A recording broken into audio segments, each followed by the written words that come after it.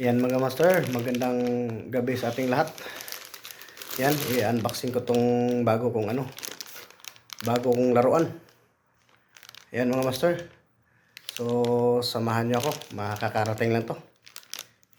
Bubuksan natin to kasi alam natin kung gaano to kaganda. Kasi nakita ko to sa online, tapos nagagandahan ako. Kaya try natin. Mura lang to. Nasa halagang 75 real. Alright. Ayan mga master, bubuksan natin. So, tingnan natin to kung maganda ba to.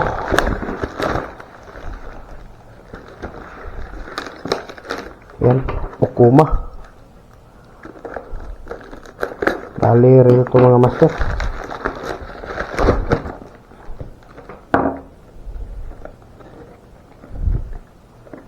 Yan.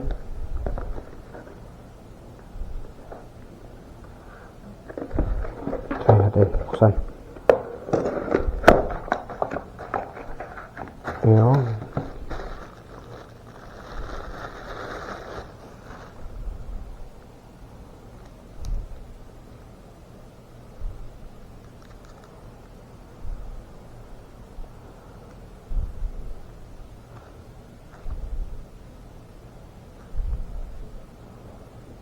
Yan, ito siya mga master, oh.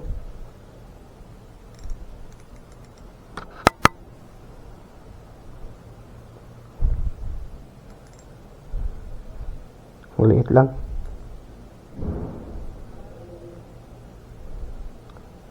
So, ito na siya. GX 1000 5.1 1000 series. Yan. Okuma GX 1000 series 5.1.1 series gear ratio 1000 series 13 plus 1. Alright, ito yung bagong laruan na naman natin kasi yung isang Simar na binigay sa tropa, yung C10 Simar 20, nasira na yon.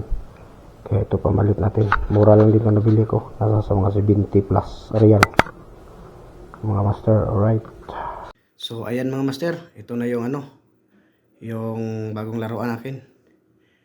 Ayan, 1000 series. So lagyan ko to ng ng 8 pounds. Yung Eastern Hunter Hydra. Kasi yan yung gamit ko. May ako dyan, ito yung ilalagay ko. 8 pounds. Hindi ako nagsi 6 pounds. Kasi masyadong manipis yung 6 pound para sa akin. Baka lang kasi yung minsan kumakagat malalaking lapis o kaya pagbubuinasin yung mga tribale. Kaya yung gamit ko palagi sa ganito ko is 8 pounds. 8 pounds o kaya 10 pounds. Pero mas maganda para sa akin si 8 pounds. Kasi hindi siya malaki, hindi rin siya maliit. Katamtaman para sa akin. Ayan.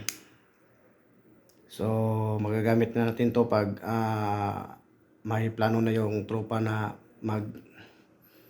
maghamra. So right mga master, maraming salamat sa inyong walang sawang pagsuporta sa akin, lalo't yung mga mga subscribers ko. Sa mga silent viewers ko naman diyan, maraming salamat sa inyong lahat mga idol sa pagsuporta sa channel ko, at sana matulungan niyo ako sa channel ko kasi yung subscribers ko bumaba. Kaya baka naman may isang tayo dyan mga master, matulungan nyo ako. Maraming salamat mga master at God bless ating lahat. All right.